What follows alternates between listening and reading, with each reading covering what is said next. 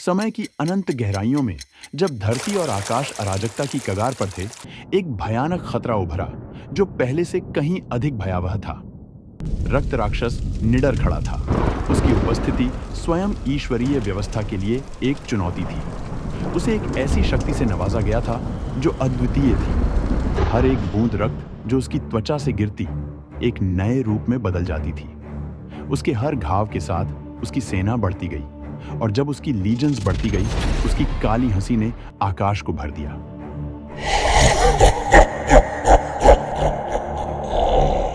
तो चलिए बिना देर किए शुरू करते हैं आज की कहानी। और ऐसी ही कहानियां पाने के लिए और सबसे पहले वीडियो पाने के लिए हमारे पटनार स्टोरी चैनल को सब्सक्राइब करें।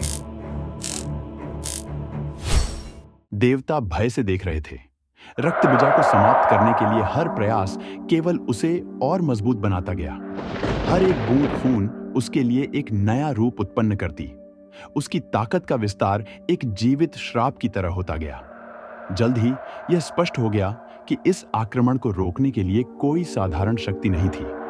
वे निराश होकर समस्त सृष्टि की माता दुर्गा के पास पहुंचे, जिनकी शक्ति और बुद्धि ने सदैव उन्हें अंधकार से सुरक्षित रखा था।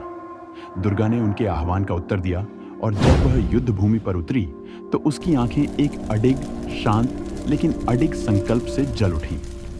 उसने देखा कि रक्तबीजा को समाप्त करने के लिए उसे केवल अस्त्र या शक्ति नहीं, बल्कि एक ऐसी शक्ति की आवश्यकता थी जो उसकी ही तरह निरंतर और अडिग हो।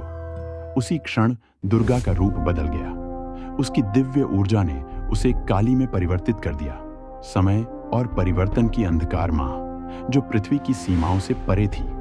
काली की उपस्थिति ब्रेथ टेकिंग और भयानक थी। उसकी त्वचा मध्य रात्रि की तरह काली थी, जो प्रकाश को आत्मसात कर लेती थी। उसका बालों का घुंघराला तूफान, उसके चेहरे के चारों ओर ऐसी लहरें थीं जो ब्रह्मांडीय ऊर्जा का प्रतीक थी। उसकी आंखें ज्वाला की दो लपटें थीं जो जीवन और मृत्यु, सृष्टि और विनाश के परे देख रही थीं। एक दहाड़ के साथ जिसने आकाश को हिलाकर रख दिया, काली ने रक्तबीजा की ओर चार्ज किया। उसकी लंबी जीभ एक चाकू की तरह चमक रही थी। उसकी दृष्टि न हिलने वाली थी। जब भी उसने रक्तबीजा को हराया, उसने उसकी हर बूंद को पकड़ लिया, इससे पहले कि वह धरती पर गिर सके। उसने उसे पी लिया, उसके सार, उसकी शक्ति और उसकी संपूर्णता को आत्मसात किया। हर एक घूंट के साथ वह और अधिक प्रबल होती गई। उसकी क्रोध एक पवित्र नृत्य बन गई जो उसे पूरी तरह से नष्ट कर रही थी। जैसे जैसे काली की युद्ध उग्रता बढ़ी, देवता आश्चर्य से देख रहे थे, क्योंकि वह न केवल विनाश बल्कि मुक्ति की भी एक दृष्टि बन गई। उसका नृत्य एक भयंकर लय बन गया जो ब्रह्मांड के दिल की धड़कन के साथ धड़क रहा था।